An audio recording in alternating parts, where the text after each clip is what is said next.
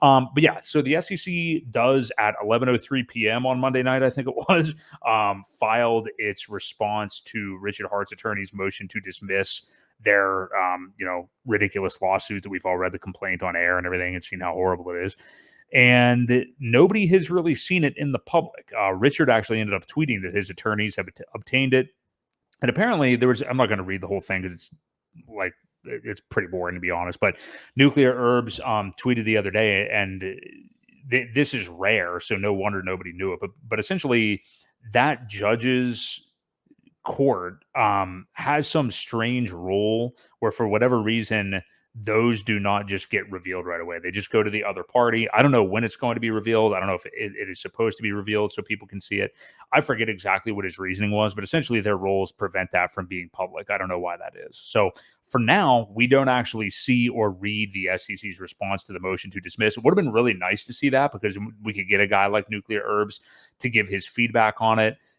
I think we are probably safe in assuming that it's kind of a limp, half answer response with not a lot of, basically just them continuing to throw shit at the wall and see what sticks. I mean, I think it's just going to be them kind of continuing to limp dick their way through this whole thing is what I'm trying to say. So I think that's what we're going to see. I don't know that we'll see, I think it's August the 22nd is when RH's attorneys have the chance to do their final response back. And then of course we know late October is when there's actual oral arguments given. So that's really the key.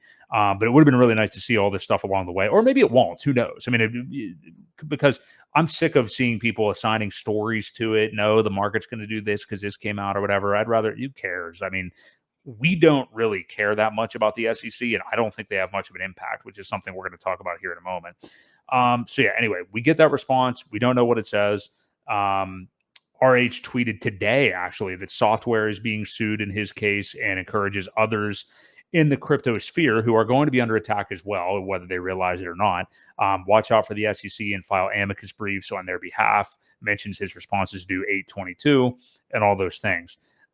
Let's discuss Ewok. I don't want to take guesswork at what the SEC's response was because I don't know that it's kind of pointless to do that, but the eventualities of what the pulse price or what the ecosystem may do with a positive result here, because I know you and I heavily disagree on this, but I guess if you want anything that you want to say about the potential response that we got from the SEC, how Richard may respond, and then going in there forward, and then when we would get a positive result in this, whether it is a little bit after October 24th, where they decide, right, look, yeah, you guys don't have the jurisdiction, I'm dismissing this case. That would be A plus. Yeah, exactly.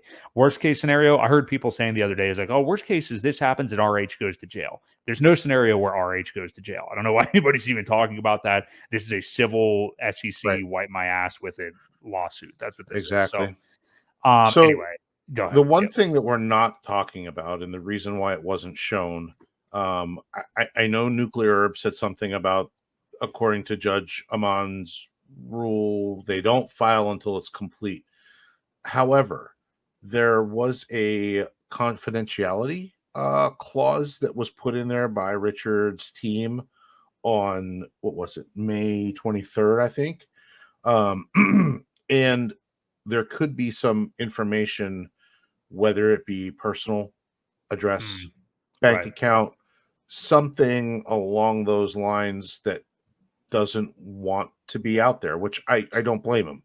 If there is personal whatever.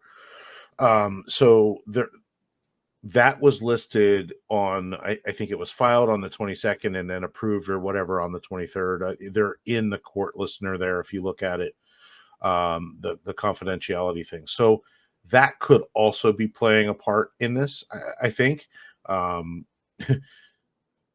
So your actual question was what do I think will happen under what scenario kind of thing? I guess let me ask you this first. What do you think is the most likely scenario in terms of what the decision is and at what step of this process? And then we can talk about how the pulse price may react because you and I got into it about that the other day offline. So go ahead. Well, we didn't get into it. But we got into it. It came to fisticuffs, actually. Yeah. I had a bloody nose. Yeah. You should see the other guy. No, Yeah, I'm just kidding. right. So I think best case scenario is a dismissal. They have responded, which again we don't know what it says. They could. So there's a lot of things happening as well at the same time that could also be setting precedent. The Chevron thing that happened could technically come into play here, where they don't really have jurisdiction on anything. They're a bunch of appointed Mhm. bureaucrats who shouldn't be making these rulings in the first place. So that could come into play where we don't know. Ultimately, what we want to see is dismissal. Um, what is it with dismissal with prejudice? I think is it I don't know if with they would do it with prejudice. That's kind of a rare thing to say, "Oh, yeah, you can't bring this back." I think it would be without prejudice, probably. I think they well, would allow the SEC to reconvene and, connive up some other bullshit claim. Who knows, though? I you- could be wrong. Yeah. that's best case.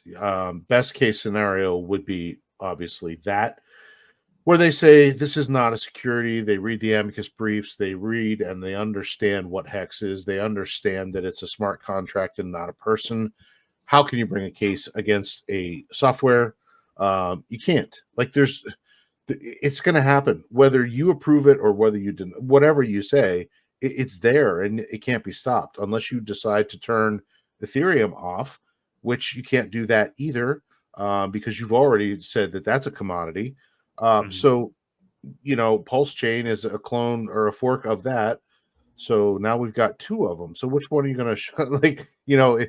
It's just Yeah. this. It just grows and it gets more powerful day by day. So there's nothing really to say that there's nothing they can do anyway.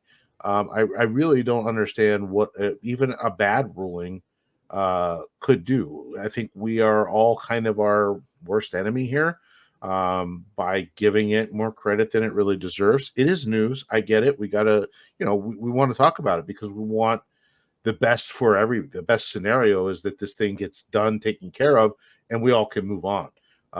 And I do feel like within a day or so of a ruling that's in our favor, that the price, I think it could 10x. I think it could Okay. easily 10x. And Okay. this is where we disagree. Let's set the So table here. Let's set the table. set the table. Put the Get out your tablecloth on. Put silverware. out the. Let me get out the dinner plates and the fine. I'll I break don't out know the what I'm gold talking about. Yeah, silverware. exactly. And Hexgirl, perfect lead into this. The SEC has zero credibility, so it's possible it would not affect the price either way. Hint, hint. That's the direction I'm going. So anyway, I tend to agree with you on like what will the result be. So I'm honestly torn between just because who knows and who knows how the judge will kind of perceive this information, um, how clear she's going to be on a lot of this crypto stuff. But I mean, when it comes to jurisdiction, that's something I think she'll be more comfortable with making a clear cut call because regardless of cryptocurrency, she understands jurisdiction. You know what I mean? So I don't think that really has to do so much with any crypto aspect of this. I'm kind of 50-50 on this gets dismissed a couple of months after the October oral arguments versus, oh, let it play out. And then we've got, court dates throughout 2025. And then RH still ultimately wins the case. It just takes longer. I don't see any scenario, period, whatsoever, 0% chance that the SEC wins really any aspect of this suit. Maybe they get like some money or something for some little ancillary technicality or something like that just to shut them up.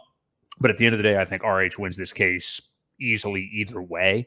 It's just Yep. will it be throughout the year of 2025 or will it get dismissed because of jurisdiction? That's what I think.